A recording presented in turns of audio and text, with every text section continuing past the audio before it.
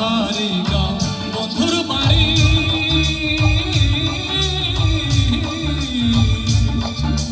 পাহাড়ি গাঁও বন্ধুর বাড়ি সমতলে বসত করি